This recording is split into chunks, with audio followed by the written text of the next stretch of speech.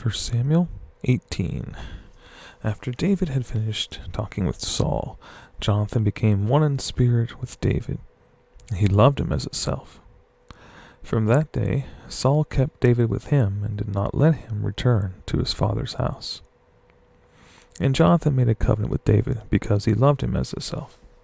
Jonathan took off the robe he was wearing, gave it to David, along with his tunic and even his sword, his bow, and his belt. Whatever Saul sent him to do, David did it so successfully that Saul gave him a high rank in the army. This pleased all the people, and Saul's officers as well. When the men were returning home after David had killed the Philistine, the women came out from all the towns of Israel to meet King Saul with singing and dancing, with joyful songs and with tambourines and lutes. As they danced, they sang, "Saul has slain his thousands, and David his tens of thousands." Saul was very angry. This refrain galled him. "They have credited David with tens of thousands," he thought, "but me with only thousands. What more can he get but my kingdom? What more can he get but the kingdom?" And from that time on, Saul kept a jealous eye on David. The next day, an evil spirit from God came forcefully upon Saul. He was prophesying in his house, while David was playing the harp, as he usually did. Saul had a spear in his hand, and he hurled it, saying to himself, "I'll pin David to the wall." But David eluded him twice. Saul was afraid of David, because the Lord was with David, but had left Saul. So he sent David away from him and gave him a command over 1,000 men. And David led the troops in their campaigns. In everything he did, he had great success because the Lord was with him. When Saul saw how successful he was afraid of him. But all Israel and Judah loved David, because he led them in their campaigns. Saul said to David, "Here is my older daughter Merab. I will give her to you in marriage. Only serve me bravely and fight the battles of the Lord." For Saul said to himself, "I will not raise a hand against him. Let the Philistines do that."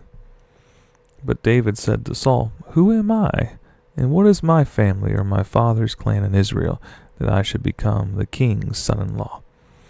So when the time came for Merab, Saul's daughter, to be given to David, she was given in marriage to Adriel of Meholah.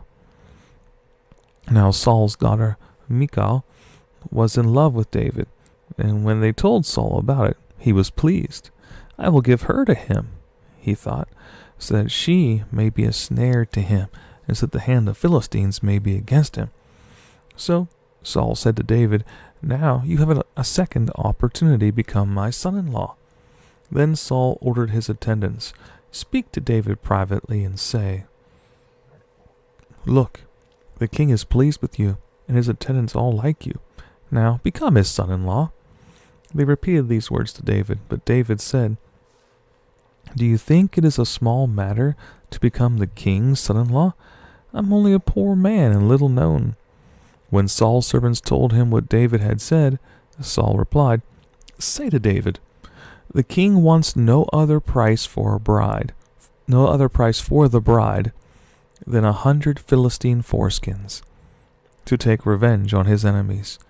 Saul's plan was to have David fall by the hands of the Philistines. When the attendants told David these things, he was pleased to become the king's son-in-law. So, before the allotted time elapsed, David and his men went out and killed 200 Philistines. He brought their foreskins and presented the full number to the king, so that he might become the king's son-in-law. Then Saul gave him his daughter Michal in marriage. When Saul realized the Lord was with David and that his daughter Michal loved David, Saul became still more afraid of him, and he remained his enemy the rest of his days. The Philistine commanders continued to go out to battle, and as often as they did, David met with more success than the rest of Saul's officers, and his name became well known. Saul told his son Jonathan and all the attendants to kill David, but Jonathan was very fond of David and warned him, "My father Saul is looking for a chance to kill you. Be on your guard tomorrow morning. Go into hiding and stay there. I will go out and stand with my father in the field where you are. I'll speak to him about you, and will tell you what I find out." Jonathan spoke well of David to Saul his father, and said to him, "Let not the king do wrong to his servant David. He has not wronged you, and what he has done has benefited you greatly. He took his life in his hands when he killed the Philistine. The Lord won a great victory for all Israel, and you saw it and were glad. Why then would you do wrong to an innocent man like David by killing him for no reason?" Saul listened to Jonathan and took his oath. "As surely as the Lord lives, David will not be put to death." So Jonathan called David and told him the whole conversation. He brought him to Saul, and David was with Saul as before. Once more war broke out, and David went out and fought the Philistines. He struck them with such force that they fled before him. But an evil spirit from the Lord came upon Saul as he was sitting in his house with his spear in his hand. While David was playing the harp, Saul tried to pin him to the wall with his spear. But David eluded him as Saul drove the spear into the wall. That night David made good his escape. Saul sent men to David's house to watch it and to kill him in the morning, but Michal, David's wife, warned him, "If you don't run for your life tonight, tomorrow you'll be killed." So Michal let David down through a window, and he fled and escaped. Then Michal took an idol and laid it on the bed, covering it with a garment and putting some goat's hair at the head. When Saul sent the men to capture David, Michal said, "He is ill." Then Saul sent the men back to see David and told them, "Bring him up to me in his bed so that I may kill him." When the men entered, there was the idol in the bed, and at the head was some goat's hair. Saul said to Michal, "Why did you deceive me like this and send my enemy away so that he escaped?" Michal told him, "He said to me, 'Let me get away. Why should I kill you?'" When David had fled and made his escape, he went to Samuel at Ramah and told him all that Saul had done to him. Then he and Samuel went to Naioth and stayed there. Word came to Saul, "David is in Naioth at Ramah," so he sent men to capture him. When they saw a group of prophets prophesying, with Samuel standing there as their leader, the Spirit of God came upon Saul's men, and they also prophesied. Saul was told about it, and he sent more men, and they prophesied too. Saul sent men a third time, and they also prophesied. Finally, he himself left for Ramah and went to the great cistern at Seku, and he asked, "Where are Samuel and David?" "Over in Naioth at Ramah," they said. So Saul went to Naioth at Ramah, but the Spirit of God came upon him, and he walked along prophesying until he came to Naioth.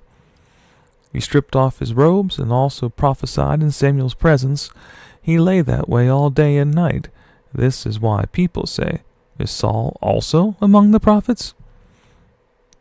Then David fled from Naioth at Ramah and went to Jonathan and asked, "What have I done? What is my crime? How have I wronged your father that he's trying to take my life?" "Never," Jonathan replied. "You are not going to die. Look, my father doesn't do anything, great or small, without confiding in me. Why would he hide this from me? It's not so." But David took an oath and said, "Your father knows very well that I have found favor in your eyes, and he has said to himself, 'Jonathan must not know this, or he will be grieved.' Yet, as surely as the Lord lives, and as you live, there is only a step between me and death." Jonathan said to David, "Whatever you want me to do, I'll do for you." So David said, "Look, tomorrow is the new moon festival, and I'm supposed to dine with the king. But let me go and hide in the field until the evening of the day after tomorrow. If your father misses me at all, tell him." David earnestly asked my permission to hurry to Bethlehem, his hometown, because an annual sacrifice is being made there for his whole clan. If he says, "Very well," then your servant is safe. But if he loses his temper, you can be sure that he is determined to harm me. As for you, show kindness to your servant, for you have brought him into a covenant with you before the Lord. If I am guilty, then kill me yourself. Why hand me over to your father?" "Never," Jonathan said. "If I had the least inkling that my father was determined to harm you, wouldn't I tell you?" David asked, "Who will tell me if your father answers you harshly?" "Come," Jonathan said, "let's go out into the field." So they went there together. Then Jonathan said to David, "By the Lord, the God of Israel, I will surely sound out my father by this time, the day after tomorrow. If he is favorably disposed towards you, will I not send you word and let you know? But if my father is inclined to harm you, may the Lord deal with me, be it ever so severely, if I do not let you know and send you away safely. May the Lord be with you as he has been with my father.